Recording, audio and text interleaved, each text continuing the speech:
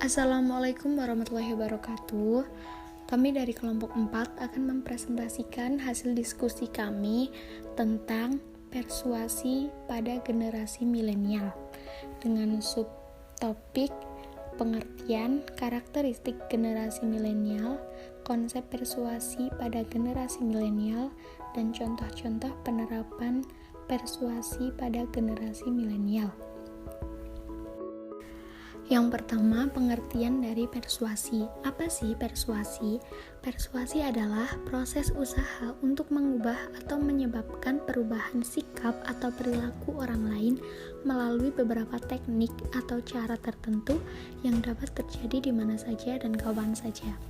Nah, jadi teman-teman, persuasi ini menjadi salah satu alternatif yang digunakan dalam komunikasi. Lalu, kekuatan dari persuasi ini dapat digunakan untuk hal-hal baik seperti mempromosikan atau mengajak orang-orang melakukan sesuatu yang baik, seperti halnya menjaga pola hidup yang sehat. Lalu ada pengertian dari generasi milenial. Generasi milenial adalah generasi Y atau generasi langgas. Generasi ini lahir pada awal 1980-an hingga awal 2000-an sebagai akhir kelahiran. Jadi bisa dikatakan orang-orang yang masuk ke dalam kategori ini ialah generasi muda yang saat ini berusia 15-34 tahun. Nah, teman-teman udah tahu kan pengertian dari generasi milenial? Generasi milenial itu generasi seperti kita sekarang ini, atau yang bisa disapa dengan sebutan anak zaman now. Nah, setelah tadi kita bahas pengertian generasi milenial, sekarang tentang karakteristik generasi milenial. Apa aja sih karakteristik dari generasi milenial? Yang pertama ada user generated content atau UGC, lebih dipercaya oleh kaum milenialis ketimbang informasi satu arah. Maksudnya, generasi milenial itu lebih percaya terhadap review atau testimoni yang dibuat oleh seseorang content creator atau influencer dibandingkan informasi satu arah atau seperti iklan. Yang kedua, ada milenial wajib memiliki akun sosial media sebagai alat komunikasi dan pusat informasi. Nah teman-teman, karakteristik yang kedua ini pastinya sangat berlaku ya di kalangan anak zaman sekarang. Tentunya kita pasti memiliki akun sosial media sebagai wadah untuk kita mencari informasi ataupun sekedar hiburan. Yang ketiga, minat membaca secara konvensional kini sudah menurun karena generasi Y lebih memilih membaca lewat smartphone mereka. Nah, poin yang ketiga ini sepertinya juga relate ya sama kehidupan generasi milenial, karena semua tersedia di HP, membaca pun bisa lewat HP. Kemudian ada konsep persuasi pada generasi milenial. Konsep persuasi pada generasi milenial yaitu generasi milenial memiliki sifat yang unik di mana mereka para generasi milenial lebih akrab dengan teknologi.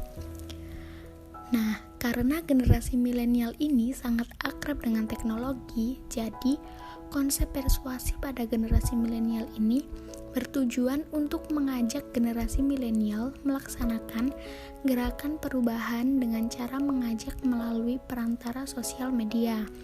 Influencer, selebgram, content creator memiliki nilai pengaruh yang kuat untuk menerapkan konsep persuasi ini, karena banyak dari mereka yang menjadi role model dalam kehidupan generasi milenial.